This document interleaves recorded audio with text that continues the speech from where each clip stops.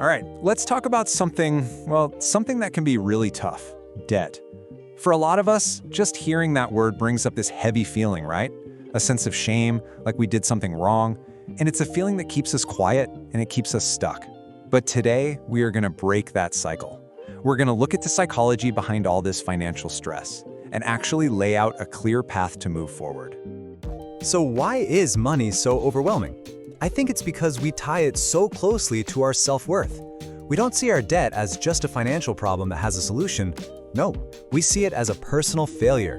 And that brings on all the guilt and the shame, which just makes us want to hide, even from the people we love.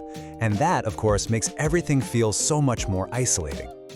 But hang on, here's a crucial piece of perspective. Take a look at this number. That's the average debt for an American. So if you're struggling, believe me, you are far from alone. This isn't just some statistic, it's a story that millions of people are living right now. This isn't some unique personal failing, it's a huge, widespread challenge, from student loans to credit cards to mortgages. And that's exactly why just staring at the numbers isn't enough. To really, truly get control, we have to understand the powerful emotional engine that's running underneath it all. This cycle that connects our thoughts, our feelings, and our financial behaviors in a really predictable and often damaging way. Okay, let's really dive into this. This is what a lot of researchers call the financial shame spiral, and it is a vicious, self-reinforcing cycle. The interesting thing is, it doesn't just happen because of financial problems, it actually makes the problems worse. You know, shame is this ancient emotion that was supposed to keep us in line with our social group. But now, that old wiring gets twisted up and applied to our bank accounts, trapping us all alone. So here's the formal breakdown. When we feel shame about our money, our gut instinct is to pull away, to hide it. But that withdrawal leads directly to bad decisions, or, just not making any decisions at all, which just digs the hole deeper. So shame becomes both the result and the cause. It's this awful feedback loop. But the really good news is, you absolutely can break it. The engine driving this whole spiral is a core idea from cognitive behavioral therapy, or CBT, and it's a really simple three-step chain reaction.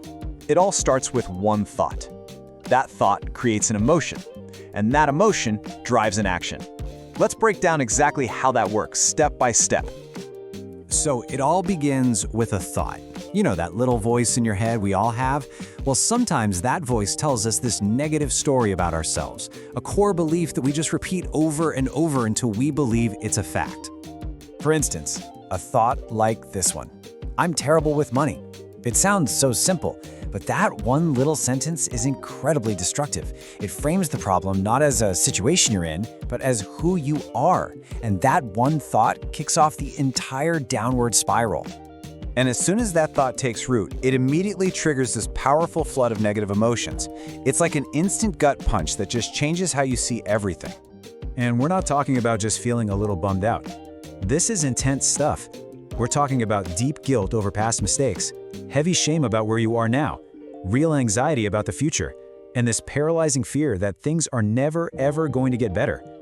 These feelings are so painful that our natural instinct is to do anything to make them stop. And that brings us to the final step, our behavior. Those overwhelming feelings directly push our actions, often in ways that, ironically, just make our financial situation even worse. So what does this look like in real life? Well, it's avoidance. Not opening the bills, refusing to check your bank account. It can be impulse spending, what people call retail therapy, just to get a quick emotional high. It leads to pulling away from friends because you feel too ashamed to go out, and hiding the truth from your partner or family. And every single one of these actions just reinforces that first thought. See, I really am terrible with money, and the cycle starts all over again. But this time, it's even stronger. Okay, so that's the trap. The huge question is, how do we break this destructive cycle? Well, the escape hatch isn't a budget or a spreadsheet, not a first.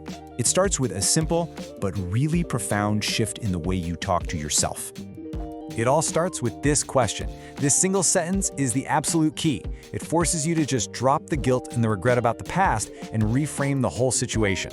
It completely transforms the problem from, how could I have let this happen, to, okay, what's my first step forward? And this shift really gets at the huge difference between being trapped by the problem and being empowered by the solution. You're basically shifting your focus from the rearview mirror to the road that's right in front of you. I mean, just look at the difference in the kinds of questions you ask yourself. The problem-focused column, that keeps you stuck in a loop of shame and regret. But the solution-focused column is all about action, about planning, about getting support. It creates a path forward where there wasn't one before. And it's a choice you get to make every single day.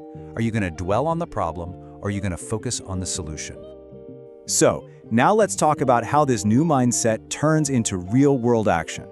This is how you start replacing that old, vicious cycle with a new, positive, virtuous one. Here's a simple 4-step plan to start talking about your debt. First, just talk to yourself. Write it all down, every penny, but with zero judgment, just the facts. This takes it from a big scary secret to a manageable list. Second, choose one person, someone you really trust to tell. The only goal is just to say the words out loud. Third, when you tell them, use factual language, no apologies, no excuses. And finally, and this is key, immediately pivot the conversation to your plan. This shows them and you that you're taking control. Now, as you start building your plan, you're going to run into these common dilemmas that can make you freeze up. And one of the biggest ones is this: do I use the cash I have in savings to pay off my debt, or do I hold on to it for that feeling of security? There's actually a name for this behavior. It's called co-holding, and it's incredibly common. Behavioral science shows us that we feel more psychological pain seeing our savings account go down, even if using that money to pay off high-interest debt is, logically, the smartest financial move we can make. Let's just look at the cold, hard math for a second. The numbers really don't lie. While your savings account might be earning you, a couple percent in interest, your credit card debt is probably costing you 15, 20, maybe even more. Every single day you co-hold, you are actively losing money. It's as simple as that. So once you've decided to really attack the debt, there are two primary, proven strategies you can use. And honestly, the best one really depends on your personality. Okay, so you've got the debt snowball. That's where you focus on paying off your smallest debts first, no matter what the interest rate is. This gives you these quick, super motivating psychological wins. Then there's the debt avalanche. This is where you focus on the highest interest debts first, which saves you the most money in the long run. So think about it this way. Do you need that quick win to stay motivated? Or are you a long game player who's all about optimizing the numbers? There's really no wrong answer here. Just choose the one that you know you will stick with. So let's bring this all home.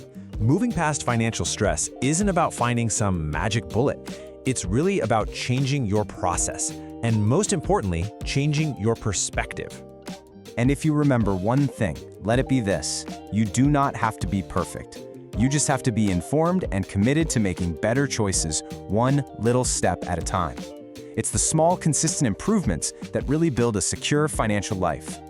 So, I'll leave you with this question. After everything we've talked about, from that shame spiral to solution-focused thinking to these concrete action plans, what is the very first small step that you are going to take today to start building your new virtuous cycle?